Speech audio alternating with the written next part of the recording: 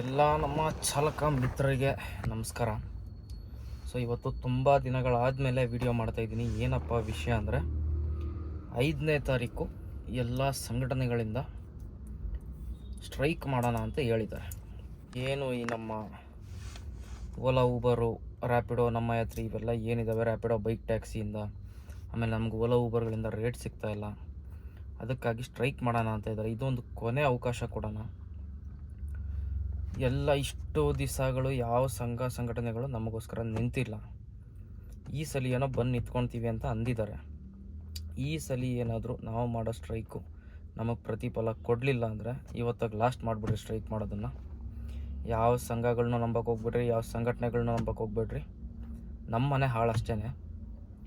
ಉದ್ಧಾರ ಆಗೋರು ಆಗ್ತಿರ್ತಾರೆ, ನಮ್ಮ ಮನೆ ಹಾಳು. ನಾವು ಸ್ಟ್ರೈಕ್ ಅಂದ್ಕೊಂಡು ದುರ್ಮ ಬಿಟ್ಟು ಕೂತ್ಕೊಳ್ತೀವಿ.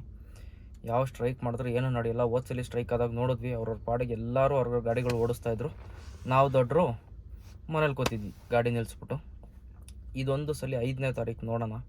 ಸ್ಟ್ರೈಕ್ ಅಂದರೆ ಬೆಳಿಗ್ಗೆ 6 ಗಂಟೆಯಿಂದ ರಾತ್ರಿ 6 ಗಂಟೆ ತನಕ ಮಾಡೋದಲ್ಲ. ಮತ್ತು ಸಾಯಂಕಾಲ ಡ್ಯೂಟಿ ಸಿಗ್ತವೆ, ಗಾಡಿಗಳು ಓಡಾಡಿರ್ತವೆ. ಬೆಳಗ್ಗೆ 24 ಗಂಟೆ ಕರೆಕ್ಟಾಗಿ ಸ್ಟ್ರೈಕ್ ಮಾಡಿರಿ ಈ ಸಲ. ಇವತ್ತು ಬೆಳಗ್ಗೆ 6 ಗಂಟೆಗೆ ಗಾಡಿ ನಿಲ್ಲಿಸಿದ್ರೆ ನಾಳೆ ಬೆಳಗ್ಗೆ 6 ಗಂಟೆ ತನಕ ಗಾಡಿಗಳು ಯಾರೂ ತೆಗಿಬಾರ್ದು. ಯಾವುದೇ ಫ್ಲೀಟ್ ಗಾಡಿಗಳಾಗಲಿ ಯಾವುದೇ ಆಗಲಿ ಯಾವ ಗಾಡಿನೂ ತೆಗಿಬೇಡ್ರಿ. ಫ್ಲೀಟ್ ಅವರೇ, ನೀವೇನು ಜೀವನ ಪೂರ್ತಿ ಫ್ಲೀಟ್ ಗಾಡಿನೇ ಓಡಿಸ್ಕೊಂಡಿರಲ್ಲ. ನೀವು ಸ್ವಂತ ಗಾಡಿ ಹಾಕಬೇಕು ಅನ್ನೋ ಆಸೆ ನಿಮಗೂ ಬರುತ್ತೆ. ಆವಾಗ ನಿಮಗೂ ಇದೇ ಸಮಸ್ಯೆನೇ ಬರೋದು. 2010ರಿಂದ 2026 ತನಕನೂ ಎಷ್ಟೋ ರೇಟ್ ಡಿಫ್ರೆನ್ಸ್ ಆಗಿದ್ದಾವೆ, ಎಷ್ಟೋ ಸ್ಟ್ರೈಕ್ಗಳಾಗಿದ್ದಾವೆ. 2026ರಲ್ಲಿ ಕೊನೆ ಮಾಡೋಣ.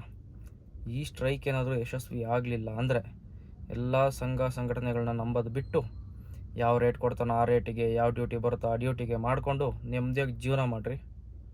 ನಾನು ಒಬ್ಬ ಡ್ರೈವರ್ ಆಗಿ ಬೇರೆ ಡ್ರೈವರ್ಗಳ ಕಷ್ಟ ನನಗೆ ಗೊತ್ತು. ಗಾಡಿ ಸ್ಟ್ರೈಕು ಅಂತ ನಿಲ್ಲಿಸ್ತೀವಿ, ಆದರೂ ನಮಗೇನು ಯೂಸ್ ಆಗ್ತಿಲ್ಲ ಅಂದಾಗ ಅವತ್ತು ಒಂದು ದಿವಸದ್ದು 2,500 3,000 ಎಷ್ಟು ದುಡಿತೀವೋ ಅಷ್ಟೊತ್ತು ಬಾಡಿಗೆ ಹೋಯ್ತು. ಯಾರೂ ಕೊಡಲ್ಲ ನಮಗೆ ಬಂದು. ಈ 5ನೇ ತಾರೀಕು ಒಂದು ದಿವಸ ನೋಡೋಣ. 6ನೇ ತಾರೀಕಿಂದ ಏನಾದರೂ ನಾವು ಕೇಳಿದಂಥ ರೇಟ್ಗಳು, ಗೌರ್ಮೆಂಟ್ ನಿಗದಿಪಡಿಸಿರೋಂಥ ರೇಟ್ಗಳೇನಾದ್ರು ಆ್ಯಪ್ಗಳು ಕೊಟ್ಟರೆ ಅಲ್ಲಿಗೆ ಸಂಘಟನೆಗಳು ನಮ್ಮ ಜೊತೆ ನಿಂತಿದ್ದಕ್ಕೂ ಸಾರ್ಥಕ ಆಯಿತು ಅಂತ. ಇಲ್ಲ, ಎಲ್ಲ ಸಂಘಟನೆಗಳನ್ನು ಬಿಟ್ಟು ನಿಮಗೆ ಏನು ತಾಕತ್ತಿದೆ, ಯಾರನ್ನೂ ನಂಬಿ ಗಾಡಿ ಹಾಕಿಲ್ಲ, ಯಾವ ಸಂಘಟನೆಗಳು ಬಂದು ನಮಗೆ ರೇಟ್ ಕೊಡಿಸ್ತಾರೆ ಅಂತ ಗಾಡಿ ಹಾಕಿಲ್ಲ. ನೀವು ನಿಮ್ಮ ತಾಕತ್ ಮೇಲೆ ನೀವು ಗಾಡಿ ಹಾಕಿದ್ದೀರಾ. ನಿಮ್ಮ ತಾಕತ್ ಮೇಲೆ ನೀವು ಗಾಡಿ ಓಡಿಸ್ಕೊಂಡು ನೀವು ಜೀವನ ಮಾಡಿಕೊಡ್ರಿ ಅಷ್ಟೇ. ಅದು ಬಿಟ್ಟು ಇನ್ನೇನೂ ಮಾಡೋಕ್ಕಾಗಲ್ಲ. ನಾವು ಅಂಥ ದೊಡ್ಡ ಯಾರೋ ಒಬ್ಬರು ಇಬ್ಬರು ಬಂದು ಅಂಥ ದೊಡ್ಡ ಕಂಪ್ನಿಗಳನ್ನ ಎದುರಾಕೊಂಡು ನಡೆಸೋಕ್ಕೂ ಆಗಲ್ಲ, ನಿಂತ್ಕೊಳೋಕ್ಕೂ ಆಗಲ್ಲ. ನಾವು ಒಂದು ಸಲ ID ಬ್ಲಾಕ್ ಮಾಡೋದಂದ್ರೆ ಮುಗೀತು ಕತೆ ನಮ್ಮದು. ಈ ಅಗ್ರಿಗೇಟರ್ ಕಂಪನಿಗಳನ್ನೇ ನಂಬ್ಕೊಂಡು ಜೀವನ ಮಾಡೋರು ತುಂಬ ಜನ ಇದ್ದಾರೆ. ಓಲಾ, ಊಬರ್, ನಮ್ಮ ಯಾತ್ರಿ, ರ್ಯಾಪಿಡೋ ಏನಿದ್ದಾವೆ ಅದನ್ನೇ ನಂಬ್ಕೊಂಡು ಡ್ಯೂಟಿ ಮಾಡ್ಕೊಂಡು ಜೀವನ ಮಾಡೋರು ತುಂಬ ಜನ ಇದ್ದಾರೆ. ಹಂಗಾಗಿ 5ನೇ ತಾರೀಕು ಒಂದು ಕೊನೆಯದಾಗ ಅವಕಾಶ ಕೊಟ್ಟು ಸಂಘಟನೆಗಳಿಗಾಗಲಿ, ಡ್ರೈವರ್ಗಳಿಗಾಗಲಿ, ಆ್ಯಪ್ಗಳಿಗಾಗಲಿ, ಅಗ್ರಿಗೇಟರ್ ಕಂಪ್ನಿಗಳಿಗಾಗಲಿ ಕೊನೆ ಒಂದು ಅವಕಾಶ ಕೊಡೋಣ. ಆಗಲಿಲ್ಲ ಅಂದಾಗ ಏನೂ ಮಾಡೋಕ್ಕಾಗಲ್ಲ. ನಮ್ಮ ಹಣೆ ಬರದಲ್ಲಿ ಬರ್ದಿರೋದು ಇಷ್ಟೇ. ಅವ್ನು ಕೂಡ 18 ರೂಪಾಯಿ, 15 ರೂಪಾಯಿ, 10 ರೂಪಾಯಿ ಕಿಲೋಮೀಟ್ರು ಏನೋ ಒಂದು ನೋಡಿಕೊಂಡು ಮಾಡಿಕೊಂಡು ಜೀವನ ನಡೆಸೋಣ ಅಷ್ಟೇ. ಹೊಟ್ಟೆಗೆ ಎಷ್ಟು ಬೇಕು ಅಷ್ಟು ದುಡ್ಕೊಳೋಣ. ಕಷ್ಟ ಆಗುತ್ತೆ, ಇಲ್ಲ ಅಂತಲ್ಲ, ಯಾರಿಗೂ ಸುಲಭ ಇಲ್ಲ. ಇವನು ಕೊಡ್ತಿರೋ ರೇಟಿಗೆ ಯಾರಿಗೂ ವರ್ಕೌಟ್ ಆಗಲ್ಲ. ಆ 24 ರೂಪಾಯಿ ಕಿಲೋಮೀಟ್ರ್ ಯಾವನ್ನೂ ಕೊಡ್ತಾ ಇಲ್ಲ. ಪೀಕ್ ಅವರಲ್ಲಿ ಕೊಡ್ತಾರೆ, ಪೀಕ್ ಅವರ್ ಮುಗಿದ ತಕ್ಷಣ ಮುಗಿದೋಯ್ತು. ಅದರಲ್ಲೂ ಈಗ ಒಂದು ತಿಂಗಳಿಂದ ಅಂತೂ ಡ್ಯೂಟಿಗಳಿಗೆ ಕತ್ತೇನೇ ಇಲ್ಲ ನೋಡ್ರಿ. ಹಿಂಗೆ ಕಾಯ್ಕೊಂಡು ಕೂತ್ಕೊಂಡಿರ್ತೀವಿ, ಡ್ಯೂಟಿಗಳಿಲ್ಲ, ಏನೂ ಇಲ್ಲ. ಹಿಂಗಾದರೆ ಕಷ್ಟ ಡ್ರೈವರ್ಗಳ ಜೀವನ ನಡೆಯೋದು. ಕೊನೆಗೆ ಹೆಂಗಾಗೋಗುತ್ತೆ ಅಂದರೆ, ಹಿಂಗೆ ರೇಟ್ಗಳು ಕೊಡ್ತಾಯಿದ್ರೆ ನಾವು ನಮ್ಮ ಸ್ವಂತ ಗಾಡಿಗಳನ್ನ ಮಾರಾಕ್ಬಿಟ್ಟು ಫ್ಲೀಟ್ ಗಾಡಿ ಡ್ರೈವರಾಗಿ ಹೋಗ್ಬೇಕಾಗುತ್ತೆ 25,000 30,000 ಸಂಬಳಕ್ಕೆ. ಯಾಕಂದ್ರೆ ನಾವು ಅಷ್ಟು ದುಡಿತಿಲ್ಲ ನಮ್ಮ ಗಾಡೀಲಿ. EMI ಕಟ್ಟಿ ಎಲ್ಲ ತೆಗೆದ್ರೆ ಅಷ್ಟು ನಮ್ಮ ಕೈಲಿ ಸಿಗ್ತಿಲ್ಲ. 25,000-30,000 EMI ಇಲ್ಲಾಂದರೆ ಅಟ್ಲೀಸ್ಟ್ 30,000 ನಮ್ಮ ಕೈಗೆ ಸಿಗುತ್ತೆ ಸಂಬಳ ಅಂತ ಬರೋದು. ಕೊನೆಗೆ ಅದೇ ಗತಿ ಆಗೋಗುತ್ತೆ ನಮಗೆ. ಇದೊಂದು ಸಲ ನೋಡೋಣ. 5ನೇ ತಾರೀಕು ದಯವಿಟ್ಟು ರಿಕ್ವೆಸ್ಟ್ ಮಾಡ್ತಾಯಿದ್ದೀನಿ ಎಲ್ಲರಿಗೂ, ಇದೊಂದು ಕೊನೆ ಅವಕಾಶ ಕೊಡಿ. ಎಲ್ಲರಿಗೂ, ಎಲ್ಲ ಸಂಘಟನೆಗಳಿಗೂ ಎಲ್ಲದಕ್ಕೂ ಒಂದು ಕೊನೆ ಅವಕಾಶ ಕೊಟ್ಟು 5ನೇ ತಾರೀಕು ಗಾಡಿಗಳು ಯಾರು ತೆಗಿಯೋಕ್ಕೆ ಹೋಗಬೇಡ್ರಿ. ಕರೆಕ್ಟಾಗಿ 24 ಗಂಟೆ ಒಂದು ಗಾಡಿ ಆಚೆ ತೆಗಿಲಿಲ್ದಂಗೆ, ಕಸ್ಟಮರ್ಗಳಿಗೆ ಗಾಡಿಗಳು ಸಿಗ್ಲಿಲ್ದಂಗೆ ನಿಂತ್ಕೊಂಡ್ರು ಅಂದರೆ, ಅಗ್ರಿಗೇಟರ್ ಕಂಪ್ನಿಗಳು ಒಂದು ದಿವಸ ನಿಂತ್ಕೊಂಡ್ರೆ ಗಾಡಿಗಳು ಯಾವುದು ಓಡಾಡ್ಲಿಲ್ದಂಗೆ ಎಷ್ಟೋ ಕೋಟಿ ಲಾಸ್ ಆಗುತ್ತೆ ಅವ್ರಿಗೆ. ಆ ಎಷ್ಟೋ ಕೋಟಿನ ಒಂದು ದಿವಸದಲ್ಲಿ ನಾವು ಲಾಸ್ ತೋರಿಸಿದ್ರೆ ಅವರು ನೆಕ್ಸ್ಟ್ ದಿವಸ ಬುದ್ಧಿ ಕಲಿತಾರೆ. ಆ ಬುದ್ಧಿ ಕಲಿಸೋದು ನಮ್ಮ ಕೈಯಲ್ಲಿದೆ. 5ನೇ ತಾರೀಕು ಯಾರೂ ದಯವಿಟ್ಟು ಗಾಡಿ ತೆಗಿಯೋಕ್ಕೆ ಹೋಗಬೇಡಿ. ಇದೊಂದು ಸಲ ನೋಡೇ ಬಿಡೋಣ. ಎಷ್ಟೋ ಸ್ಟ್ರೈಕ್ಗಳು ಮಾಡಿದ್ದೀವಿ ಇವಾಗ ಸುಮಾರು. ಈಗ ಹೆಂಗೆ ಅಂದರೆ ಇವಾಗ ಏರ್ಪೋರ್ಟ್ದು ನೋಡಿದ್ವಿ ನಾವು, ಪಿಕಪ್ಗೆ ದುಡ್ಡು ಕಟ್ಟಬೇಕು ಅಂತ. ಅವಾಗ ಒಂದು ಸ್ಟ್ರೈಕ್ ಮಾಡಿದ್ವಿ, ಅವತ್ತೊಂದು ದಿವಸ ನಿಲ್ಸಿದ್ವಿ ಗಾಡಿನ. ಅವತ್ತು ಗಾಡಿಗಳೆಲ್ಲ ಹೊಡೆದಾಕಿದ್ರು ಟೋಲ್ ಹತ್ರ. ಹೊಡೆದಾಕ್ರಿ ಈ 5ನೇ ತಾರೀಕು ಯಾವನ್ ತೆಗಿತಾನೋ ಗಾಡಿ, ಅವ್ನ ಗಾಡಿನ ಹೊಡೆದು ಬಿ ಸಾಕ್ರಿ. ಯಾಕಂದ್ರೆ ಅವನು ಡ್ರೈವರೇ, ಅವನಿಗೋಸ್ಕರನೂ ನಾವು ಮಾಡ್ತಾ ಬರೀ ನಮ್ಮೊಬ್ರಿಗೋಸ್ಕರ ನಾವು ಸ್ಟ್ರೈಕ್ ಮಾಡ್ತಾ ಇಲ್ಲ. ಎಲ್ಲ ಡ್ರೈವರ್ಗಳು ಬದುಕ್ರಿ ಅಂತ ಸ್ಟ್ರೈಕ್ ಮಾಡ್ತಾಯಿದ್ದೀವಿ. ಯಾವನಾರೋ ಕಚಡ ನನ್ನ ಮಗ ಗಾಡಿ ತೆಗ್ದ್ರೆ ಹೊಡೆದು ಬಿ ಸಾಕ್ರಿ ಗಾಡಿನ, ಗೊತ್ತಾಗಲಿ ಅವ್ನಿಗೆ, ಅವ್ನ ಮನೆ ನಡೀಲಿ, ಅವ್ನ ಮನೆ ಉದ್ಧಾರ ಆಗಲಿ ಅಂತಲೇ ನಾವು ಮಾಡ್ತಾ ಇರೋದು. ಬರೀ ನಮ್ಮೊಬ್ರದ್ದು ಯೋಚನೆ ಮಾಡ್ಕೊಂಡು ಯಾರೂ ಮಾಡ್ತಾ ಇಲ್ಲ ಡ್ರೈವರ್ಗಳು ಸ್ಟ್ರೈಕ್ನ. ಎಲ್ಲ ಡ್ರೈವರ್ಗಳು ಬದುಕಲಿ ಅಂತ ಮಾಡ್ತಾ ಇರೋದು. ಇದೊಂದು ಸಲ ನೋಡೋಣ.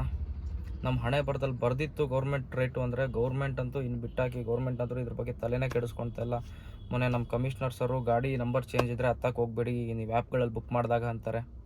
ಗಾಡಿಗಳು ಚೇಂಜ್ ಆಗಿರ್ತವೆ, ಅಗ್ರಿಗೇಟರ್ ಕಂಪ್ನಿಗಳು ಅಪ್ಡೇಟ್ ಮಾಡೋಕ್ಕೆ ಅಪ್ರೂವಲ್ ಕೊಟ್ಟಿರಲ್ಲ. ಇನ್ನೇನು ಮಾಡಬೇಕು? ಗಾಡಿ ನಂಬರ್ ಅಪ್ಡೇಟ್ ಆಗೋ ತನಕ ಮನೇಲಿ ನಿಲ್ಸೋಕ್ಕಾಗತ್ತಾ ಗಾಡಿಗಳು ತೊಗೊಂಡು ನಾವು? ಅವ್ರು 1 ತಿಂಗಳು ಮಾಡ್ತಾನೋ, 2 ತಿಂಗಳು ಮಾಡ್ತಾನೋ, 6 ತಿಂಗಳು ಮಾಡ್ತಾನೋ, ಡ್ರೈವರ್ ಅವನೇ ಇರ್ತಾನೆ. ಗಾಡಿ ನಂಬರ್ ಚೇಂಜ್ ಇರುತ್ತೆ, ಬಂದು ಹತ್ಕೋಬೇಕು, ಹೋಗ್ಬೇಕಷ್ಟೇ. ಎಲ್ಲರದು ಹಿಂಗೆ ಆಗಿದೆ ಅಂತಲ್ಲ, ಕೆಲವ್ರದ್ದು ಈ ಸಮಸ್ಯೆ ಇದೆ. ಅದು ಸರಿ ಅಂತಲೂ ನಾನು ಹೇಳಲ್ಲ, ಅದು ತಪ್ಪೇನೆ. ಇನ್ನೊಂದು ನಾನು ಹೇಳೋದು, ಕಮಿಷ್ನರ್ಗೆ ಈ ಪ್ಯಾನಿಕ್ ಬಟನ್ ಕೊಟ್ಟಿದ್ದಾರೆ, ಏನು ವರ್ಕ್ ಆಗಲ್ಲ. ಒತ್ತಿದ್ರು ಯಾವನು ಬರಲ್ಲ, ಯಾವ ಫೋನು ಬರಲ್ಲ, ಯಾವ ಪೊಲೀಸವನು ಬರಲ್ಲ. ಅದನ್ನು ಹಾಕ್ಸ್ಬೇಕಾದ್ರೆ ಮಾತ್ರ ಹತ್ತಿರದಲ್ಲಿರೋ ಹೊಯ್ಸಳ ಬರುತ್ತೆ ಒತ್ತಿದ್ರೆ. ಅದು ಕಸ್ಟಮರ್ಗೋಸ್ಕರ ಅಂತಾನೆ ಕೊಟ್ಟಿದ್ರೆ. ಡ್ರೈವರ್ ಸೈಡ್ ಏನಾದ್ರು ಕೊಟ್ಟಿದ್ದಾನಾ? ಇಲ್ಲ. 3 ಕಡೆ ಕೊಟ್ಟಿದ್ದಾನೆ ಕಸ್ಟಮರ್ಗೆ, ನಮಗಂತೂ ಏನೂ ಇಲ್ಲ. ಸೊ ಹಂಗಾಗಿ ಮುಗೀತು ಕತೆ ಇಲ್ಲಿಗೆ. 5ನೇ ತಾರೀಕು ಒಂದು ನೋಡ್ಬಿಟ್ಟು ಆಗಿಲ್ಲ ಅಂದಾಗ ಅವ್ನು 10 ರೂಪಾಯಿ ಕೊಡ್ತಾನೋ, 8 ರೂಪಾಯಿ, ಇಲ್ಲ 5 ರೂಪಾಯಿ ಕಿಲೋಮೀಟ್ರ್ ಕೊಡ್ತಾನೋ, 1 ರೂಪಾಯಿ ಕಿಲೋಮೀಟ್ರ್ ಕೊಡ್ತಾನೋ. ನಮ್ಮ ಹಣೆ ಬರೋ ಅಷ್ಟೇ. ನನ್ನ ಮಕ್ಕಳನ್ನ ನಂಬ್ಕೊಂಡು ಗಾಡಿಗಳು ಹಾಕಿರ್ತೀವಿ, ಅಗ್ರಿಗೇಟರ್ ಕಂಪ್ನಿಗಳನ್ನ.